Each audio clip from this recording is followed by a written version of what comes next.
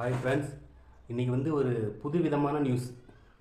கொஞ்சம் ஆச்சரியமாகவும் இருக்கும், அதே சமயத்தில் கொஞ்சம் யோசிக்கிற மாதிரி இருக்கும். வணக்கம், வாங்க வீடியோக்குள்ளே போகலாம். தருமபுரி மாவட்டம் பெண்ணாரகம் அடுத்து அஞ்சேஅள்ளி பஞ்சாயத்துக்கு உட்பட்ட நவரம்பட்டி, கொட்டூர், பழஞ்சேரி அள்ளி, ஆதனூர், நல்லாம்பட்டி, வண்ணத்துப்பட்டி ஆகிய 7 கிராமங்கள் உள்ளன. இந்த 7 கிராமங்களுக்கு அருகில் பெண்ணாரகம் சாலையில் ஆதனூர் அரசு மதுபான கடை இருந்துள்ளது.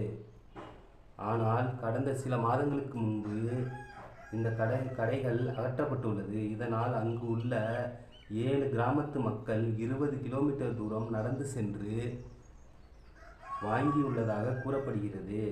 இதனால் மது அருந்துவோர் பல பிரச்சனைகளை சந்தித்து வருவதாக சொல்கிறாங்க.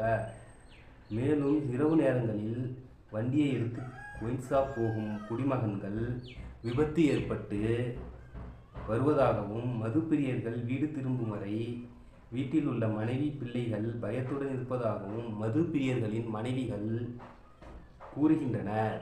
இந்த துயரமான சம்பவத்தை கருத்தில் கொண்டு ஆதனூர் கிராம மற்றும் சுற்றியுள்ள கிராமத்தில் அரசு மதுபான கடை வந்தால் பெண்கள் பாதுகாப்பாக இருப்பார்கள் என்று தெரிவித்தனர்.